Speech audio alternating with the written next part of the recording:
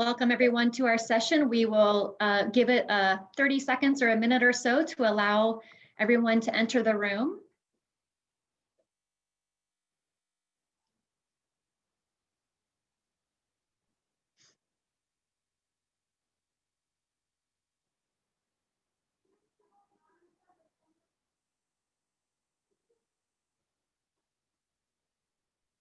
We'll wait maybe just another 15, 20 seconds or so. Looks like we still have a few folks making their way into the Zoom room.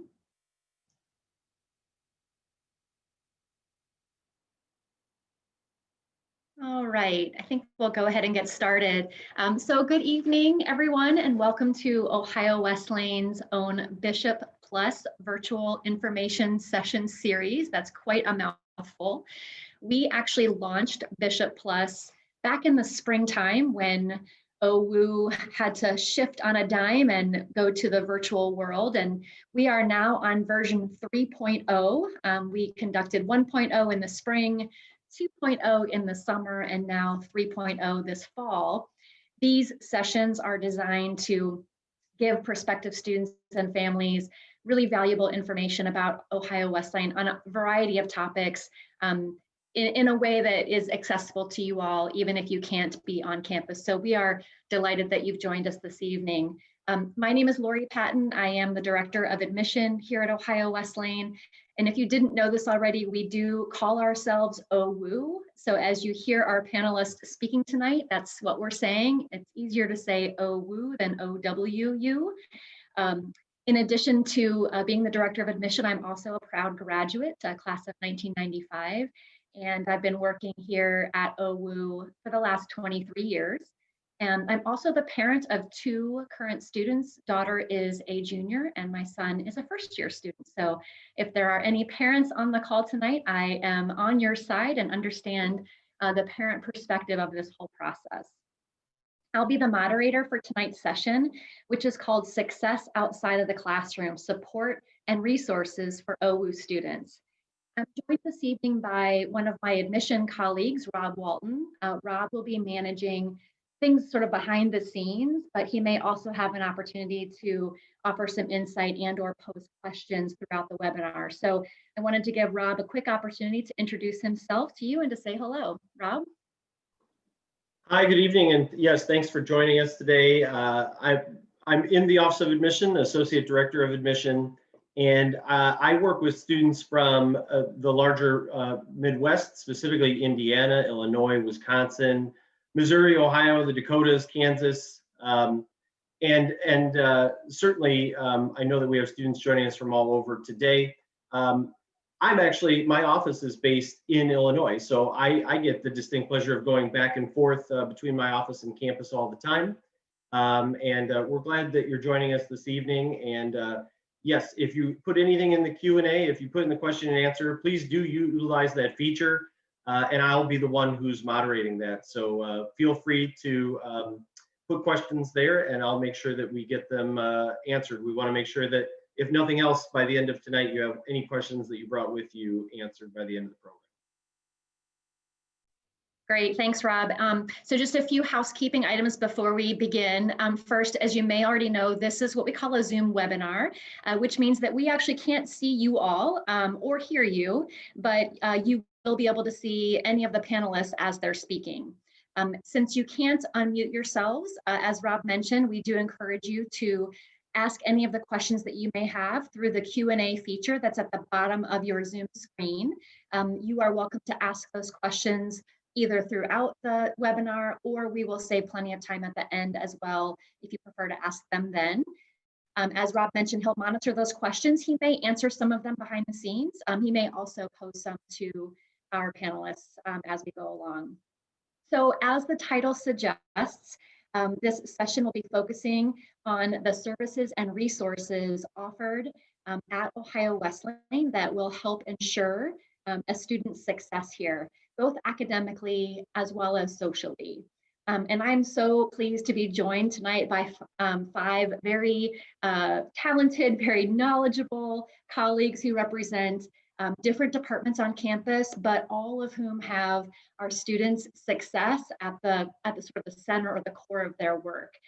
You'll see that their names and their titles are listed on the screen, and we've also included their email addresses so that if you have any follow-up questions and you'd like to reach out to one or more of them directly, you are welcome to do that. So I would encourage you to jot down those email addresses if you feel so inclined. So to get us started, I've asked each panelist to introduce themselves a little more fully to you. They're going to tell you who they are, what their title is, what department they work in, maybe how long they've been at Ohio Wesleyan, and then spend a little bit of time just talking about their specific role and how their role in their department may work to serve students here at Ohio Wesleyan. So I'm going to start with Doug, and then we'll move on from there. So Doug, why don't you go ahead and get started? Great. Good evening, everyone. My name is Doug Coyle. I have been with OWU for a little over 2 years, and I've worked in higher education for over 30 years. And I work in a division that we call Student Engagement and Success. And other campuses might refer to that division as Student Affairs, Student Life, Dean of Students Office, and I'm our Associate Dean for Student Success. And I have an area that includes counseling services, student health services, public safety, residential life. And I work with a lot of colleagues from around campus, including everyone here on this panel, and making sure that we're providing support and care to students and help them with a variety of challenges that they may face while they're in college. So I'm excited to be here this evening. Look forward to chatting with you more, and I'll hand it to my colleague, Brad. Hi, everyone. My name is Brad Pulsini. I'm the Associate Dean for Student Success. Or no, I'm sorry, that was Doug. I'm the Associate Dean for Student Engagement. I'm trying to take Doug's job. I've been with Ohio Wesleyan for this is my 5th academic year, and this is my 16th year in higher education, working in higher ed. The areas I oversee include first-year student programming, so orientation and Camp OWU. I directly work with those programs, and then I supervise our student government on campus. So if you have questions about getting involved in student government, I am the direct supervisor to that. And then I oversee the student involvement office, which Dina will talk a little bit more about here in a second. Fraternity and sorority life, community service and learning. Our marching bishops also works with me. Student leadership.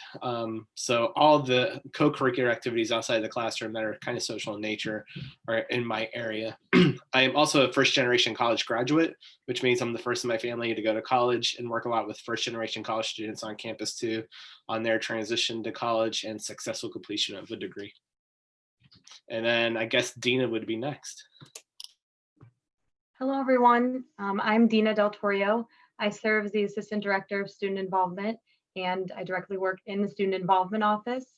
And so my primary role is to get students involved on campus and connected to a community. And so that could be through our various activities, including over our 90 student organizations. So we have a variety of different categories for different student interests. And what's cool, if you have an interest and we don't have a student organization for that, you could actually create your own. And if you're interested in learning about more of that, I could definitely help you. We oversee our Greek life that Brad mentioned, and then also large campus events. So you probably heard, Day on the J, Bishop Bash, Rock the Block. Those are just some of the large campus events that we hold, our annual events every year. Also, we oversee our intramural program, and then just any different leadership programs as well. And I think I didn't mention, this is my 4th academic year at Ohio Wesleyan. So I'm excited to talk more with all of you tonight. Great. And Emily? Hi there, I'm Emily Legg. I'm the interim director of our Sagan Academic Resource Center. We provide academic support in a variety of ways.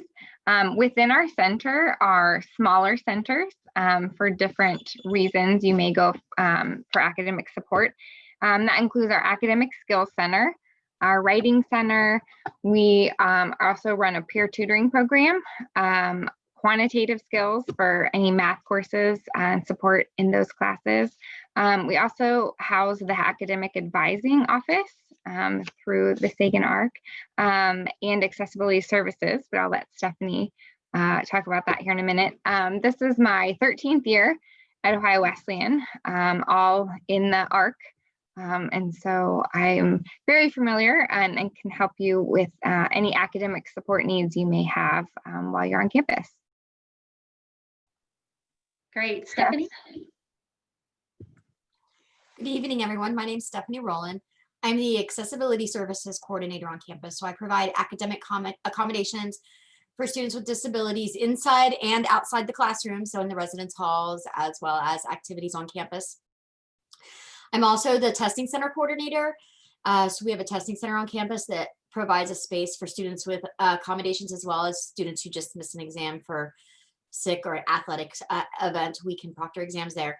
I'm also the accessibility or the Bishop Access coordinator, and our Bishop Access program is an additional support program that provides one-on-one support in those executive functioning pieces, such as time management, organization, note-taking strategies, that type of thing. I have been at Ohio Wesleyan. This is my 4th academic year.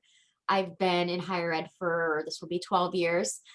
And I also work with all of these wonderful individuals on a regular basis.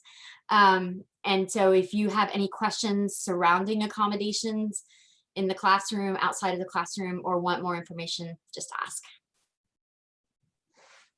Great. Thank you all for taking a few minutes to introduce yourselves. I'll remind our audience, again, you're welcome to pop questions into the Q&A and we'll be able to answer those. We did have some that were posed ahead of time, so I'll start with some of those. And maybe this first one is sort of a very generic and basic one. My guess is that Brad might be the best to at least start answering it, but others may want to add as well. But the question is, how does OWU help with the transition from high school to college, both from an academic standpoint and a social standpoint? Yeah, I can start. We give you a schedule and say good luck. No, I'm joking. I'm totally joking. So we're in communication with you from the time that you make your deposit up until you even arrive at campus. So you'll start getting information from Ohio Wesleyan. You'll get a welcome. You'll get some, a nice signed postcard and maybe a little bit of swag just to make you feel a little bit a part of the Bishop family here pretty early on. And then you're going to start getting constant communication with us as we get into the spring, late winter into the spring. And it's going to help you prepare for what life at Ohio Wesleyan is going to be like, what you need to do to get started. We recently started an online experience last summer for students to go through, and that's a Blackboard course that they go through that gives you all the tools and resources that you would need to know, you and your family would need to know, to start classes in the fall. You'll get registered over the summer, so you'll have your course schedule sometime probably in July, so you'll know what classes you're taking. You'll be assigned an academic advisor / registration guide who can help you with that registration process. And then in August, as long as we are back to normal a little bit as a society in regards to COVID, we do a Camp for All program called Camp OWU. And it's not as hokey as it sounds, but this is our off-campus orientation experience for all new students that you spend a few days away from campus. One track's on campus, our service track, where you get to meet one another, you get to be in small groups, and you get to learn how to transition to college through different experiences. So there's 3 tracks associated with that. There's service camp, where we'll serve throughout Delaware and the city of Columbus at different agencies with students for a few days. There's a challenge camp where we'll go to a overnight camp, and there's high and low ropes courses and a lake and some outdoor activities as well too. And then there's wilderness camp, which is exactly what it sounds like, camping and hiking and canoeing and everything under the stars in West Virginia for a few days. Then you come back to campus and we do some more programming with you to allow you to get going. You'll have your orientation leaders, who we call camp leaders, check in with you regularly. You will all take a UC 160, which is our academic first year seminar for all new students that introduces you to Ohio Wesleyan and the liberal arts, but also gives you tools to be successful throughout your first year as well too. And then in my role, I also work directly with first year students that are maybe having some challenges or struggles as well, just to check in with you all and see how you may be doing. So my main goal is to get you from deposit to your sophomore year successfully, and then working alongside with all these folks on this call in collaboration and doing that as well too. So one of the benefits as a small private school is we're able to have that one-on-one interaction, know if you might need help. We have multiple eyes. I hate to say we have multiple eyes on you, but we have multiple eyes on you to help make sure that you are being successful and doing this the right way as well too. Thanks for that, Brad. You made me think when you were talking about the arrival in August and the Camp OWU experience, what other opportunities might be available to new students. So I wonder if Dina, if you could talk a little bit about sort of the student involvement activities that might happen those first couple of weeks and the importance of students sort of getting involved in campus and and how they do that. Yes, so the first week that you arrive after Camp OWU, we typically call it Welcome Week, and that is a week full of activities, opportunities for you to connect with other students, first year students or upperclassmen. So this can be a wide variety of activities. So that could be, you know, carnival rides on the J or our student involvement fair. This is something that's signature every semester. So this is a large event that we have tables set up for all of our organizations. This year we broke it up into a whole week. And so all of our student organizations can connect with first year students and talk about, you know, what they do and when they meet and why it's important for them to find a community on campus. So that's what we really want you to do when you arrive on campus, finding a community where, you know, you find a place where, you know, this is your new home at Ohio Wesleyan. So we want you to feel connected and find that sense of belonging in this new space. I think I wanted to add something else, but yeah. Dina, somebody asked what are the most popular clubs on campus? I don't even know if you could you know, identify them necessarily, but are there a handful that you think students really sort of gravitate towards, and maybe how many total do we have? So there's about 90 active student organizations, and that includes our fraternity and sorority life organizations as well. But I would say some of our most popular ones include some of our club sports. So our Frisbee team, our Ultimate Frisbee, our equestrian team, but then also our cultural groups. So our Black Student Union, our Black Men of the Future, but then some other ones. We have our Acapella Groups. So these are our fine and performing art groups. So they're not as active as usual this semester, but you could see them all across campus performing. So it's called Pitch Black, our all women's group. The Jaywalkers, our men group, and then the OWU Outsiders is our co-ed group for Acapella.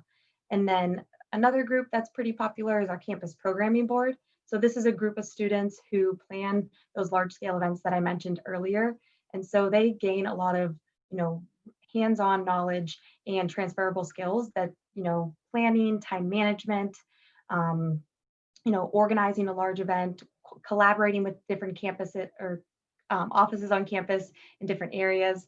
So that's another great way and what to get involved is because you get those transferable skills that you can use throughout your time at Ohio Wesleyan and after. And not to monopolize the questions, Dina, but I have two follow-ups.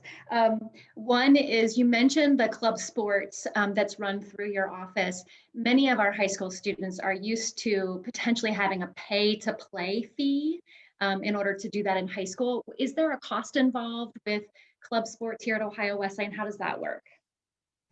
So it depends on the organization, but typically there is not a cost associated with it. So like Brad mentioned, we have a student government, and a cool component is that you can request money as a registered student organization from WCSA. That's the acronym for our, it's the Wesleyan Council on Student Affairs for our student government. And you can actually request money to pay for supplies or, you know, equipment for the club sports or travel to attend tournaments. Different fees associated with that. Some of our club sports, they may not receive as much funding, and so you may have to supplement a little bit of that, but for the most part, there really isn't a fee associated with club sports or any of our organizations, depending on kind of what their goals are. Great. And last one for you for now, Dina. You mentioned during your intro about the opportunity to start your own club. And I wonder, how easy is that? And is it a long and involved process? That's a great question. So that happens twice a academic year. So early on in our fall semester and then again in the spring. So the application is typically open.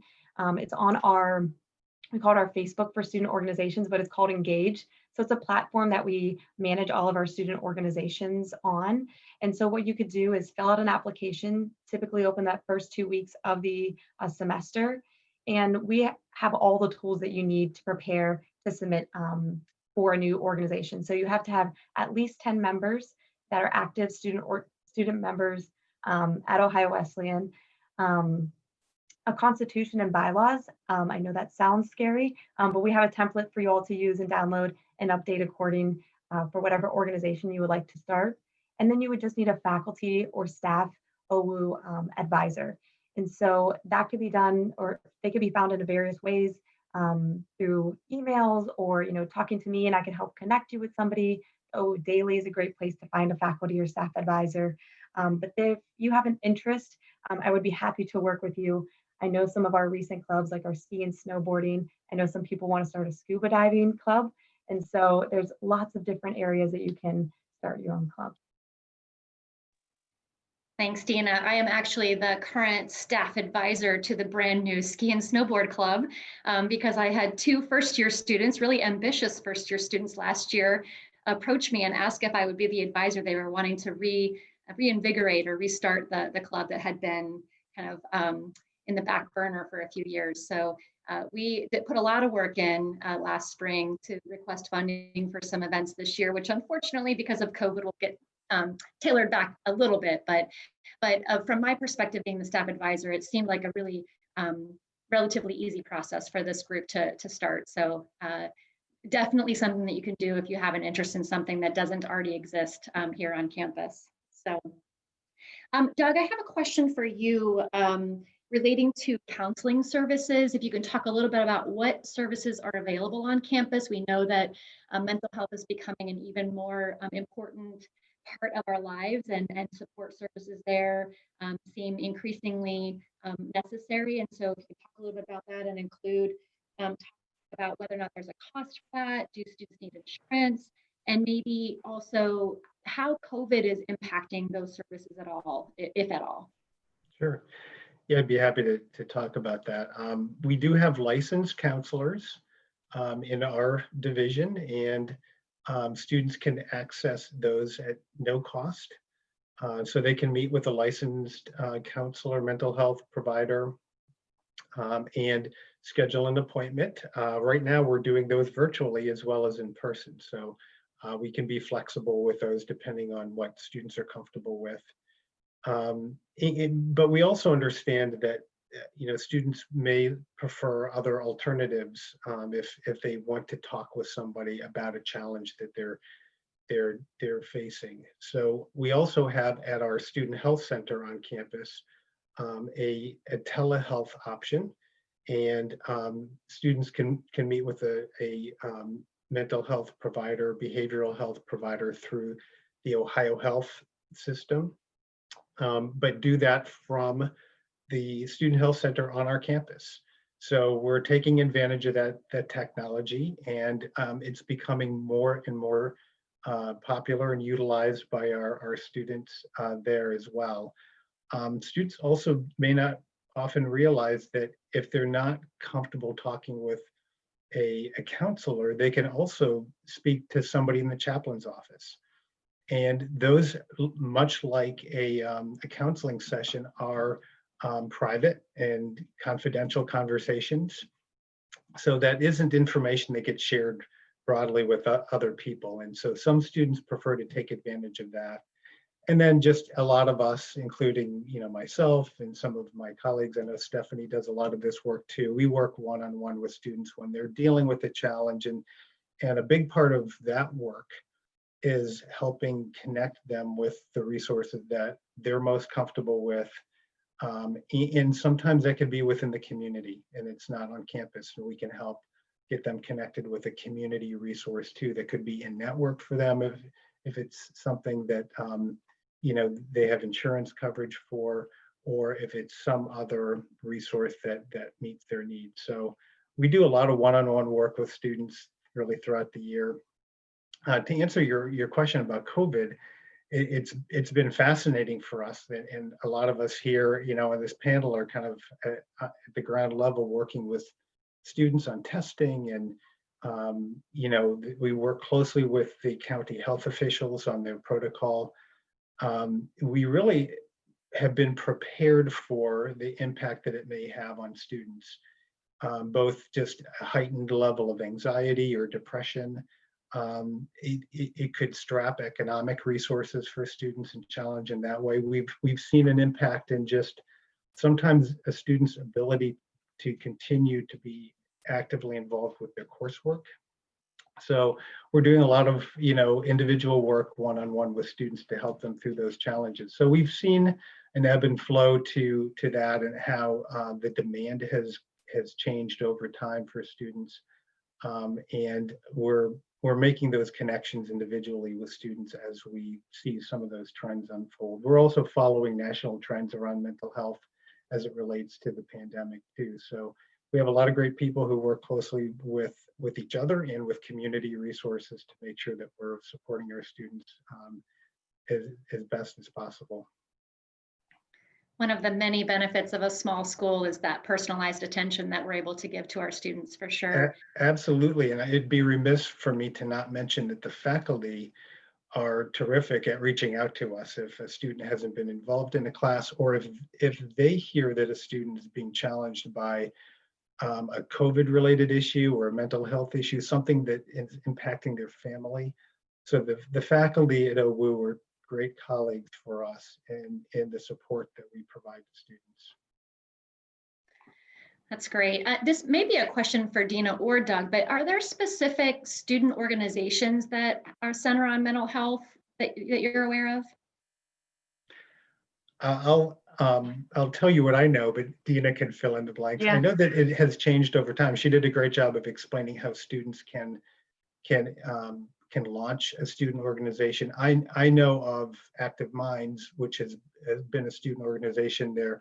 It's a national nonprofit organization, and it's as far as I'm aware, is one of the more active, no pun intended, groups on campus around mental health. Having said that, there are a lot of student organizations who do programming around mental health and wellness, but I don't know, Dina, if you're aware of others. So that's the one specifically related to mental health. So like Doug mentioned, but other than that, I think the programming would go more hand in hand, other organizations. And I think whatever the student finds as kind of their wellness, so whether that's a club sport, being active, or maybe a cultural group, or fine and performing arts to kind of manage their stress or time. So I think it kind of depends, but Active Minds is the specific one. Great, thanks. I want to shift gears just a little bit and have some insight from Stephanie and or Emily. I have a couple of questions specifically that might relate to your department. So I know you mentioned some of these in your introduction, but can you talk a little bit more about the resources available and support systems for students, maybe with specific learning differences or disabilities, and how that process works for those students? Yeah, no problem. So so students can get registered for accommodations for multiple reasons: learning disabilities, ADHD, mental health, depression, anxiety, medical conditions such as Crohn's. Diabetes is another one that a lot of students don't realize that they can get registered for. Temporary accommodations: you bump your head, you break your arm, you break your leg, I can provide academic supports. And the type of academic supports typically are extended testing time, distraction reduced testing space, the ability to have a computer to type your exams or have it read out loud to you, note-taking accommodations. So we have some really cool note-taking options, some really cool apps that we can share for students to use. And books in accessible format. It really is very individualized based on what the student needs. And the way that this process works is once you decide you're coming to Ohio Wesleyan, it is separate from the OWU application process. Once you decide that you want to come to Ohio Wesleyan, then contact me and I will start that process. What I need is, if you had accommodations in high school, a copy of your IEP or 504 from high school. If you didn't, not the end of the world. I would just need documentation of your disability from medical provider of some type, whether that be your therapist, your family doctor. I would just need a letter stating that that is your disability. Once I have that information, then I reach out to you and we set up a time to meet either during orientation or right at the beginning of the school year. And we talk about, if you've used accommodations in the past, what that looks like and what potentially you could need at college. There's a caveat to this. If you had an IEP or 504 in high school, they don't transfer to the college level. So IEPs and 504s do not transfer to the college level. However, accommodations do exist. And I use that as documentation of disability, and we use that as the starting off point. The nice thing about that is when you were in high school, every year you had to go through this evaluation, this long conversation. And if you wanted to change anything, then it was another very long conversation. At this level, for me, all you have to do is come talk to me. And if it's not working, we can change things up. It's just a conversation. And as long as I can connect the dots, a lot of times we can make those accommodation changes just like that. You don't need to go through a whole formal evaluation to make changes. I can work with you through the entire process.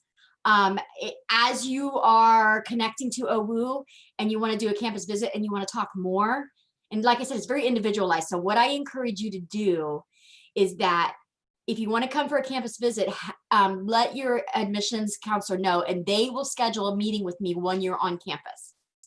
I am meeting with students on campus when I'm available physically on campus. If not, I can schedule a Zoom meeting outside of campus. So even if you just want to talk to me and you can't physically come to campus, reach out to your admissions advisor and I'm happy to schedule a one-on-one meeting with you. And then I can work with you through this whole entire process. So I try to make it as easy as possible, as smooth as possible. I will tell you, in terms of disability and stigma on campus, it really isn't there. I work with every department, every academic department on campus.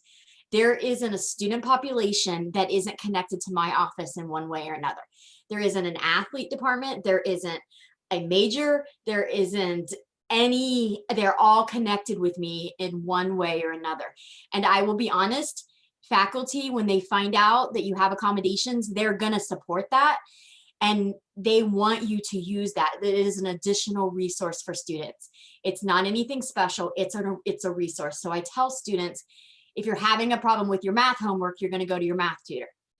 If you're having a problem with needing extra time to process the questions on the test, then you're gonna come to me and I'm gonna provide that academic support. So it isn't any different than utilizing tutoring on campus or the counseling center on campus. It's just another additional support.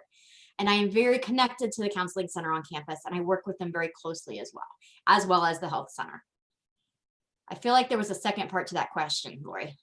Actually, I was just looking at my things. I was like, I had some follow-ups and you answered all of them already. So this is good. I may have one more for you here a little bit later, but I'm wondering, Emily, if you could talk a little bit more about the tutoring services available at OWU. Does that cost more money? What kind of tutoring can students get? Is it in all departments, some departments? Is it peer tutors, professional tutors? Let's just talk about that for a little while. Sure. Yeah, and it varies per center. I mentioned the various centers, and I'll go back through those in a minute, but we do, all of our services are free, are included in your tuition, and available on a walk-in basis. So we do have students that come for support who are referred to our office by faculty or other staff on campus, but anybody can say, I'd like to meet with, someone in the writing center or academic skills. So we work with students in every class level, every ability, We have students who start coming to our center as a first-year student, and they come every week of every semester they're on campus. So there's a wide variety of use of our services. So most of our centers within the Academic Resource Center, so academic skills, for example, that's something you would seek out if you were struggling with maybe time management. When you were talking earlier about kind of the transition from high school to college, we work a lot with students on the academic transition from high school to college, and the Academic Skills Center especially, and that doesn't necessarily mean that they're struggling. A lot of times, you can seek us out for just a new way to do something. The expectations change quite a bit from high school to college, and so some students just are surprised by that or just not ready. And so the Academic Skills Center, there are 2 professional academic coaches who you can meet with one-on-one to talk about strategies and how to study for an exam, how to take better notes.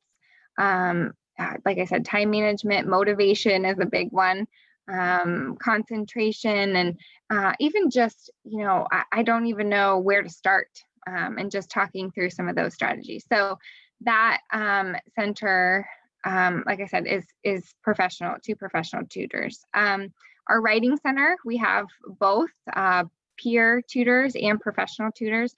Our peer tutors are students who mostly are juniors and seniors, and there's an application process to become a peer tutor.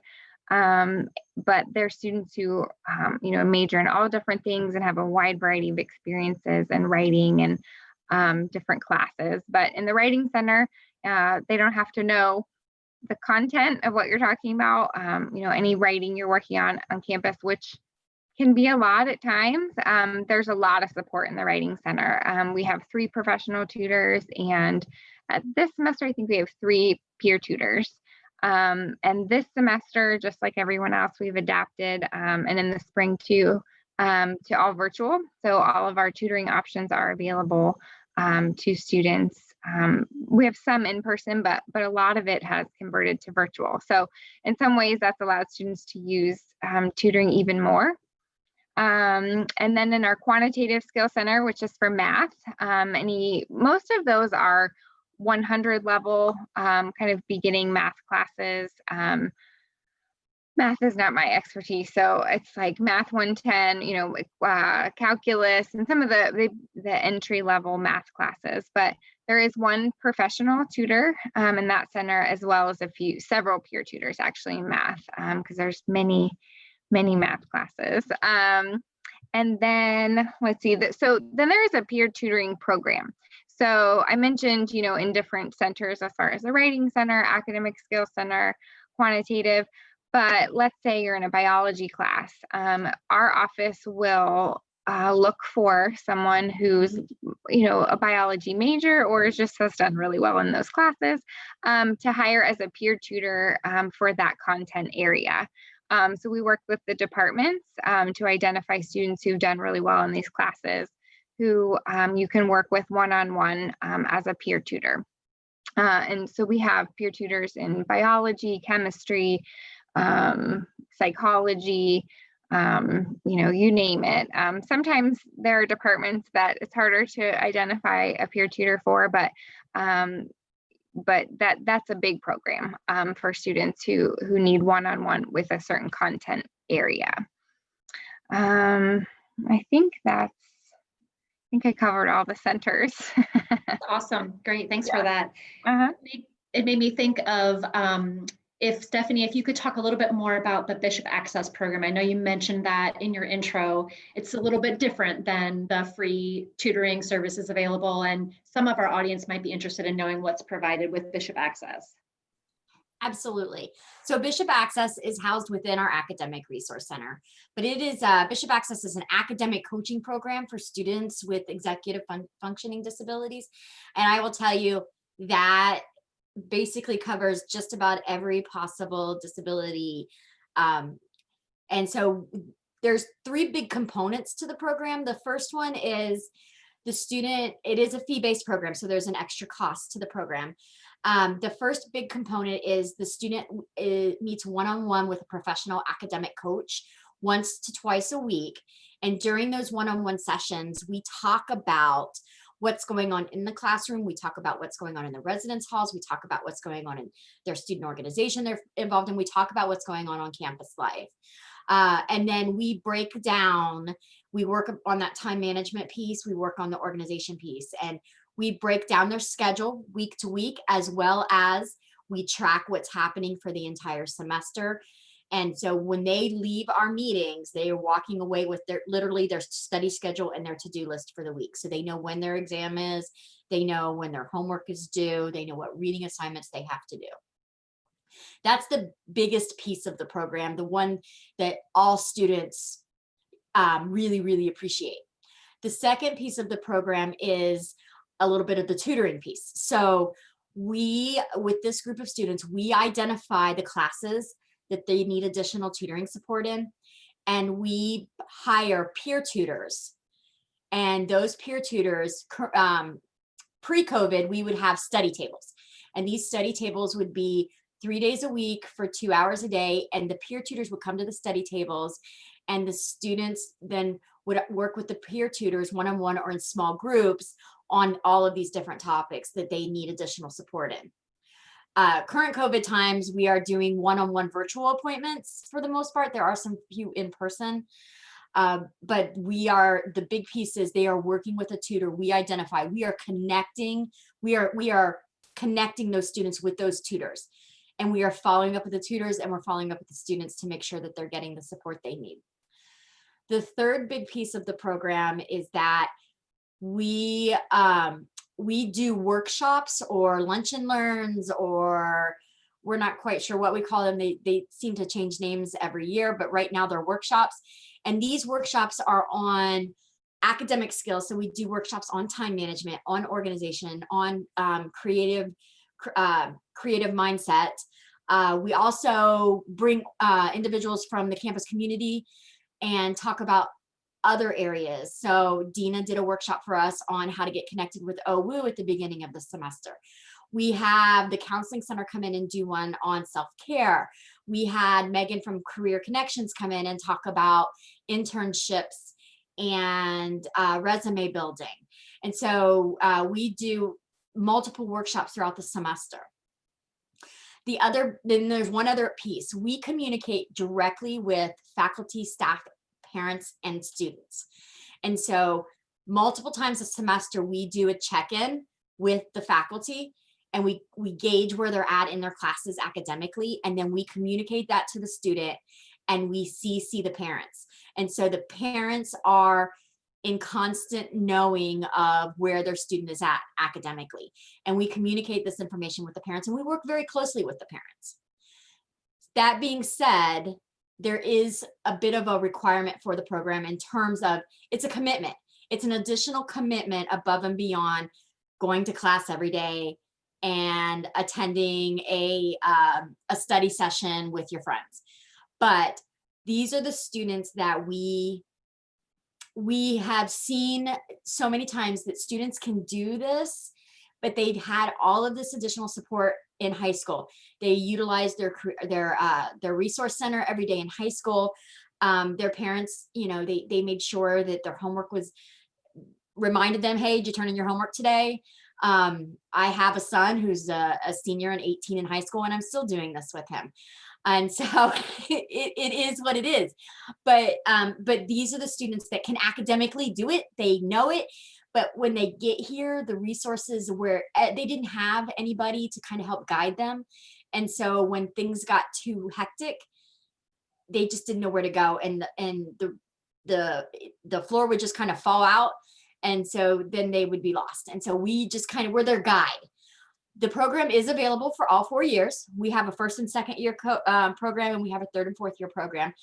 The first and second year really is about the first semester of the first year is literally just getting their feet under them and helping them get through day to day. The second semester is about starting to build those skills, those strategies. The second year is really about building those strategies and helping them kind of think in a little bigger picture. And then our 3rd and 4th year program is transitioning more towards the career readiness, the internship readiness, and that type of piece. And then any additional questions? I'm sure there's a follow-up there. There is a follow-up from oh, sorry, Rob, you can go ahead. Yeah, thank you. So the question is just related to, you know, these communications. Obviously, we want to make sure that, you know, students are getting the resources they want. We also want to make sure that any privacy is protected. The question is that if you're communicating with families, is there a FERPA release required, and what are the specifics surrounding that? That is a great question, Rob. Yes. So once again, like I said, this is an agreement. Students sign an agreement.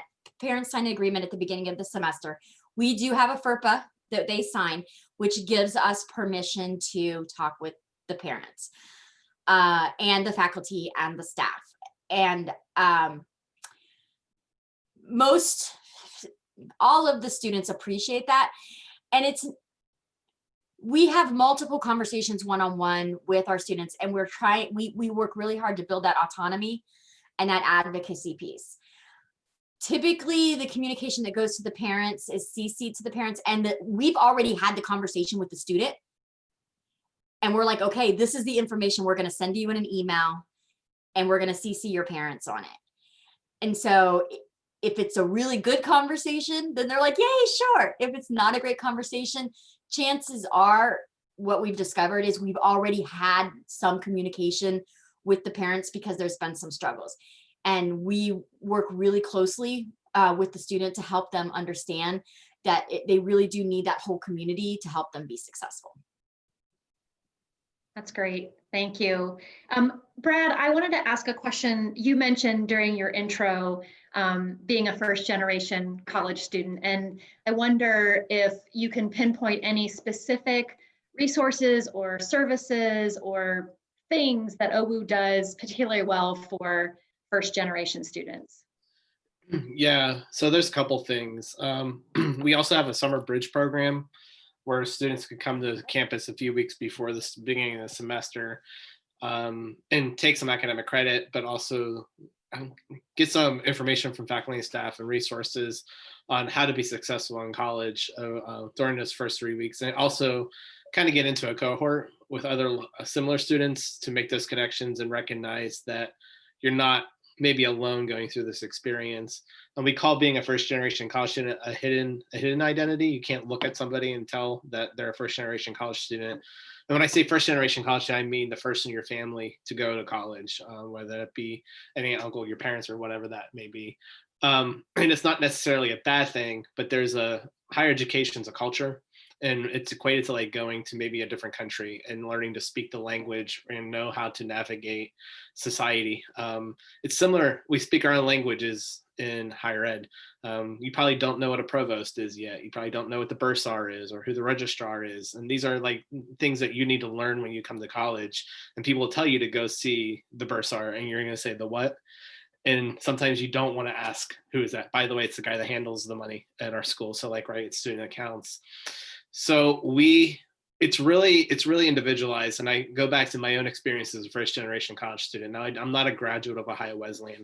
I graduated from another institution, but I transferred twice as an undergrad. And it was because I couldn't find my way around higher ed.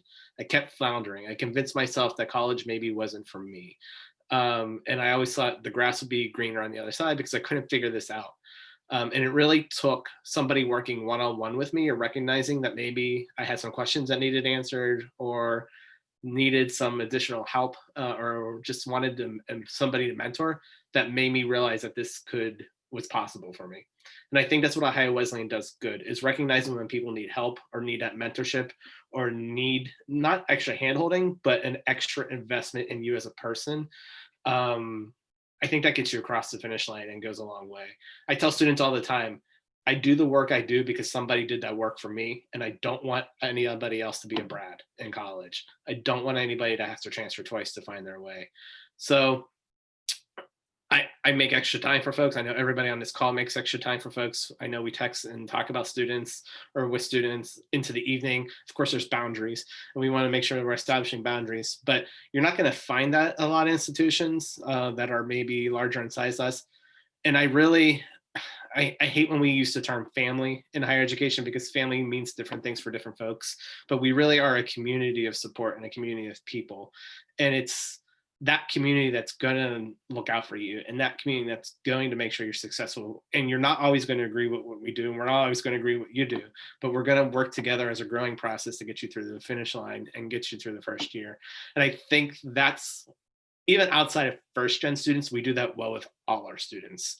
And I think that's why we have the success we have at Ohio Wesleyan, with our graduates going on and doing great things, but also being really good citizens of this world.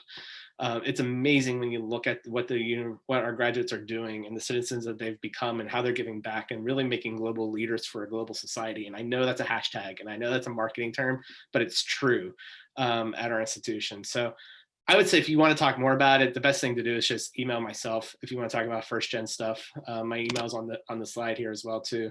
I'm not really good at the Unibuddy thing that we advertise, so email me and we'll talk, and or say, can we schedule a Zoom call, and we'll get on a Zoom call and chat together as well too. I think as society, we're getting more and more used to talking to each other in these little chat boxes.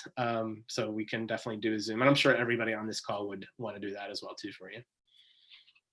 Thanks, Brad. And the benefit of the Zoom calls is you don't have to wear a mask on it, so you can actually see people's faces. So we have a couple minutes left, and I do have some other questions that were posed. So I'm gonna kind of bounce all over the place here. Hopefully that won't be too annoying the last couple minutes. But Dina, I wonder, you talked a little bit earlier about club sports, but are there also intramural, and do you have a sense of like roughly what percentage of students might participate? So it really depends on the semester, and so and the sports that are offered. So we typically offer at least 2 to 3 different types of sports each semester during a non-COVID semester. And so that could be from futsal, like indoor soccer, outdoor sand volleyball, basketball, some yard games. Sometimes we have tournaments like cornhole or can jam. And so it kind of depends, what's neat about intramurals, you could actually join if you know a group of students, maybe people in your hall, or you're part of a sports team and you want to join, or you could join as an individual. So that depends on kind of, what your interests are. But we typically have full seasons. So, about 6 to 10 teams each season. And when I say season, that's about, 4 to 6 weeks with tournament play. This semester looks a little bit different. So we're just doing virtual trivia. And so our attendance is a little bit smaller, but I think it's kind of picking up steam as it becomes more normal as the new intramural sport. Perfect, thanks. Stephanie, this is probably a good question for you. A question about whether or not students can be exempt from any particular general education requirement and what that process looks like. So the only educational requirement that they could potentially be exempt from is, and it's not an exemption, it's a substitution, is foreign language. And it's a petition process. Typically students who were exempt from it in high school could go through my office and we can do a petition process where, if approved, I would document the disability, and they would submit a statement. If approved, they would be required to take a couple cultural based classes that would fulfill the requirement. So students are still required, they still need to fulfill that requirement, but they would take a list of cultural based classes instead of the language based classes. Great, thank you. Emily, this next question is for you. It's kind of a tough one, I think, but somebody wants to know if there are specific services within the Sagan Academic Resource Center that you feel are particularly underutilized. Well, that's funny, because if you had asked me like pre-COVID, I would say Academic Skills Center, because that one, I think a lot of students, I can figure it out. I can figure out my schedule on my own, or I'll ask my roommate or my mom. This semester, our usage of that center, and let's see, I've been an academic coach for 5 or 6 years now in that center. I've met with more students at this point in the semester than any other semester for academic skills, which I think is a good thing. I think students are recognizing that the change in format from in-person, or at least the hybrid between in-person and remote, has presented challenges that our current students, our upperclassmen, are not used to. Primarily, academic skills was mostly first-year students, kind of trying to get acclimated. But we've been working with students, juniors and seniors, who've done really, really well. And then last spring, things didn't go well. And so in the fall, they're, getting more used to it, but they just need a little more support. But I think of all of ours, that and peer tutoring, I think that students don't always reach out to the peer tutors. I think sometimes they feel awkward. Oh, it's another student in my class and they're tutoring me. But actually the stigma of tutoring on our campus does non-existent. I think when students walk in and realize, like, oh, anybody can walk in here. It's not just students who are struggling. I think that's when we get repeat students. They think, oh, okay, this isn't as scary, or, oh, this really, I may be doing really well in a class. I just need to talk it through with somebody else. So I think those two would probably be the ones I would encourage students to use. I think they're two of our most valuable ones, but yeah, maybe not as utilized as they could be. Awesome, thanks. I know we're winding down on our time, so any additional questions from our audience, feel free to pop them in the Q&A in the next minute or so. Doug, I thought maybe you could take this question. You talked earlier about how valuable faculty are in providing input about students' success or lack thereof in the classroom. And I know I'm probably not going to say the right name of the group, but I think there's like a campus care team or something of that sort that sort of works in tandem. Can you talk a little bit about that, how that works at Ohio Wesleyan? Yeah, sure. And many of my fellow panel members are part of that. And there are really a couple of them. And one is a care team, and one is what we call kind of this retention intervention team. And this year we've kind of combined those two in a sense. They each have their own function. But what we're doing is pulling a group together on a weekly basis to help students with challenges that they face, whatever that might be. So sometimes it's a personal challenge. It might be a mental health issue that is something they're struggling with. It might come to us from a faculty member who is concerned that a student's just not participating or is struggling, and we find resources that help that student. More often than not, one of us is already connected with that student. Sometimes multiple members of those committees are already engaged with the student, but it gives us an opportunity to find, the best resources and the best plan for that student to be successful. And we have all sorts of success stories. That group's meeting tomorrow morning, and we're going to get right back at it and help students with whatever their challenges are. So it's a partnership. We include whoever we need to in order to help that student, and it's a group that works very well together. Thank you. I've always said, in as many years as I've been at Ohio Wesleyan, not only as a student, but as a staff member, it's sort of hard to fall through the cracks here at Ohio Wesleyan. We're such a small school that, we sort of all put our hands together, and it's really, again, hard to not be successful. So it's, again, one of the many benefits of a small private. Yeah, a number of us have worked at other institutions where we've seen that happen. So you're right, and it is very difficult to kind of fall through the cracks. Yeah. Well, it is just now 8 o'clock, and I'm aware that folks may have other things on their agendas this evening. So I do want to sort of wrap up by officially thanking all of our panelists for spending the time tonight. We probably could have gone another half hour or 45 minutes. I think there was probably more we could have covered, but I hope that this session has been helpful to you audience members and that you've learned just a little bit new about Ohio Wesleyan. Again, I'll encourage you to jot down those email addresses that are on the slide and utilize these awesome resources in front of you throughout this process, not only as a prospective student, but hopefully when you come to OWU in the coming years. So with that, I'll say farewell for the evening and enjoy what's left of this week and the weekend. And we look forward to working with you in the coming days and months. Thanks so much and have a great night.